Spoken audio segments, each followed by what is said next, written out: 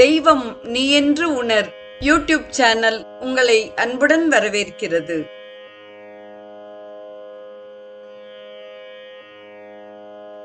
வாழிய செந்தமிழ். அன்பு நிறை உள்ளங்களுக்கு அன்பார்ந்த வணக்கங்கள். வாழ்ந்து காட்டிய வள்ளல்கள் வரிசையில் நாம் சுவாமி சிவானந்தர் அவர்களின் வாழ்க்கை வரலாற்றை சிந்தித்துக் கொண்டிருக்கிறோம். நிகழ்வு தொடர்கிறது. சிவானந்தரின் இயற்பெயர் குப்புசுவாமி. குப்புசுவாமிக்கு தமிழில் நல்ல பேச்சாற்றல் இருந்தது. அவ்வாறே ஆங்கிலத்திலும் பேச்சாற்றல் மிக்கவராக திகழ்ந்தார்.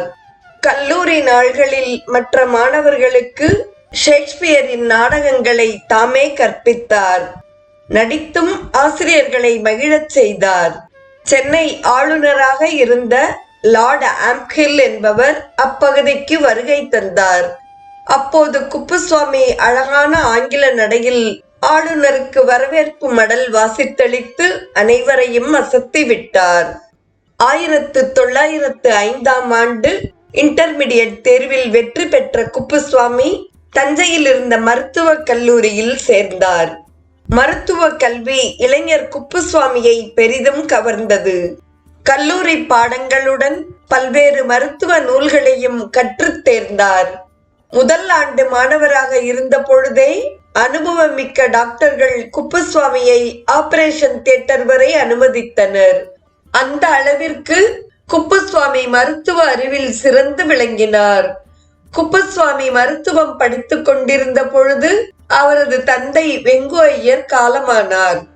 20ஆம் நூற்றாண்டின் தொடக்கத்தில் மக்கள் நலனில் அக்கறை கொண்ட டாக்டர் குப்புசுவாமி துணிச்சலுடன் அம்பரோசியா என்ற மருத்துவ இதழை தொடங்கினார். தமது சொந்த நஷ்ட கஷ்டங்களை பொருட்படுத்தாமல் குப்புசுவாமி தொடர்ந்து அம்பரோசியா மருத்துவ இதழை வெளியிட்டு வந்தார். அம்பரோசியா என்றால் அமுதம் என்று பொருள். உடல் நலம் காத்து ஆயுளை வளர்க்கும் வழிகளை கூறும் இதழுக்கு அவர் அம்பரோசியா என்று பெயர் சூட்டியிருந்தார். குப்புசுவாமி அந்த இதழில் பயனுள்ள பல கட்டுரைகளை எழுதினார். தலை சிறந்த மருத்துவர்கள் பலரும் அம்பரோசியாவில் எழுதினர். அஞ்சல் வழியாகவும் கல்வியை மக்களிடையே கொண்டு சென்றார். அம்பரோசியாவை தொடர்ந்து நடத்துவது மிகவும் சிரமமாக இருந்தது. அஞ்சல் வழி கல்வி முயற்சியும் எதிர்பார்த்த அளவுக்கு வரவேற்பு பெறவில்லை. சென்னைக்கு வந்து டாக்டர் ஹாலர்ஸின் மருத்துவமனையில் சேர்ந்தார். அங்கு நோயாளிகளுக்கு மருந்து கொடுப்பது, அவர்களை கவனித்துக் கொள்வது போன்ற வேலைகளை மிகுந்த ஈடுபாட்டுடன் செய்தார். பத்திரிகை வேலைகளையும் கவனித்து வந்தார். அக்காலத்தில் டாக்டர் ஐயங்கார் என்பவர் மருத்துவ உலகில் மிகவும் பிரபலமாக விளங்கினார். டாக்டர் ஐயங்கார் சென்னையிலிருந்து அப்போது சிங்கப்பூர் சென்றிருந்தார். அவருடன் குப்புசுவாமி தொடர்பு கொண்டார். டாக்டர் ஐயங்கார் குப்புசுவாமியை அன்புடன் வரவேற்பதாக எழுதினார். அத்துடன் மலேசியாவில் ஒரு டாக்டர் தேவைப்படுவதாகவும் குப்புசுவாமி அங்கு சென்று பணியில் சேர ஆவண அனைத்தையும் செய்வதாயும் டாக்டர் ஐயங்கார் உறுதியளித்தார். குப்புசுவாமியின் தாயாருக்கும் சகோதரர்களுக்கும் அவர் வெளிநாடு செல்வது சிறிதும் பிடிக்கவில்லை. கடல் கடந்து செல்வது சாஸ்திர விரோதமானது என்று இல்லத்தினர் கூறி தடுத்தனர். தாயும் சகோதரர்களும் மனம் வருந்துதல் கூடாது என்று கருதிய குப்புசுவாமி தனது பயணத்தை தற்காலிகமாக தள்ளி வைத்தார். மலேசியாவில் பலர் நோயினால் அவதிப்படுகிறார்கள். அவர்களுக்கு தொண்டு செய்ய தமக்கு இறைவன் அழைப்பு விடுக்கிறார். அந்த அழைப்பை நிராகரித்து தொண்டு செய்ய மறுப்பதே இறைவனுக்கு செய்யும் பாவமாகும் என்று குப்புசுவாமி வாதாடினார். இல்லத்தினரும் இறுதியில் இசைவு தெரிவித்தனர். குப்புசுவாமியின் நண்பர்கள் மதுரையில் அவருக்கு வழி அனுப்பு விழா நடத்தினர். சுத்த சைவராகிய குப்புசுவாமி கடற்பயணத்தை எப்படி எதிர்கொள்வார் என்று பலரும் கவலை கொண்டனர். குப்புசுவாமிக்கும் அசைவ உணவை நினைத்தாலே குமட்டியது. குப்புசுவாமியின் தாயார் நிறைய லட்டுகள் தயார் செய்து பொட்டலமாக கட்டி குப்புசுவாமியிடம் கொடுத்தார்.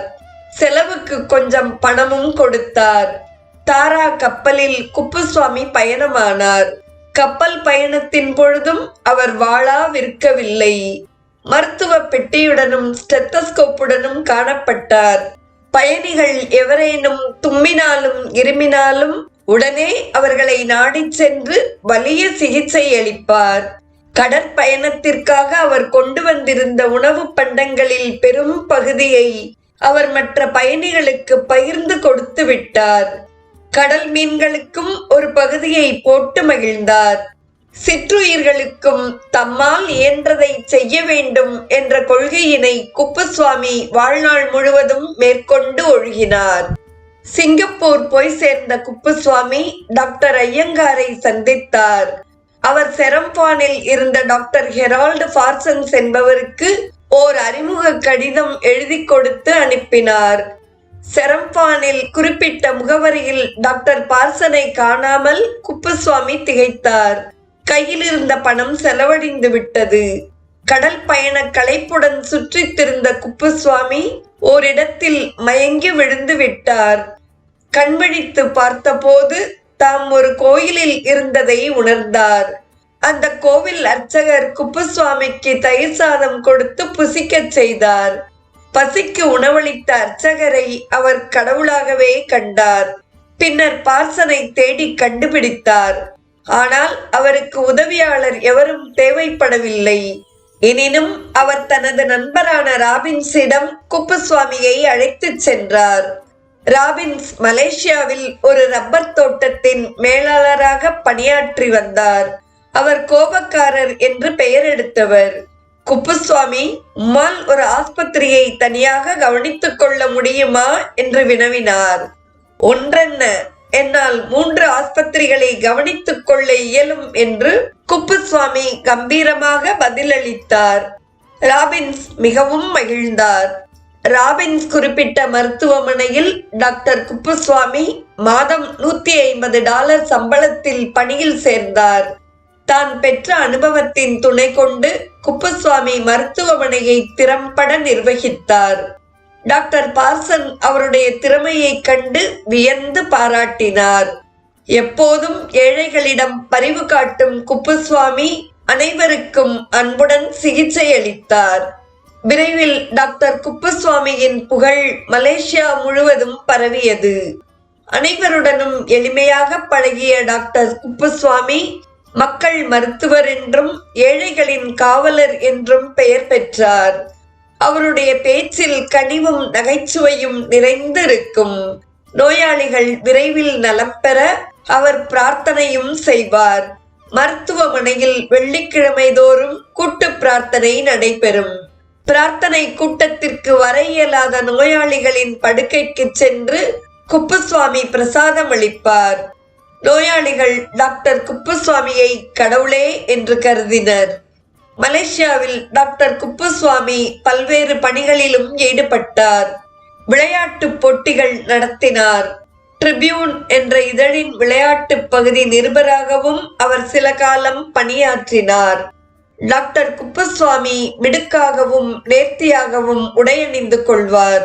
அவரை காண்பவர்கள் இவர் ராஜபுத்திர இளவரசனை போல் இருக்கிறார் என்று கூறுவார்கள். 10 விரல்களிலும் மோதிரங்கள் அணிந்து கொள்வார்.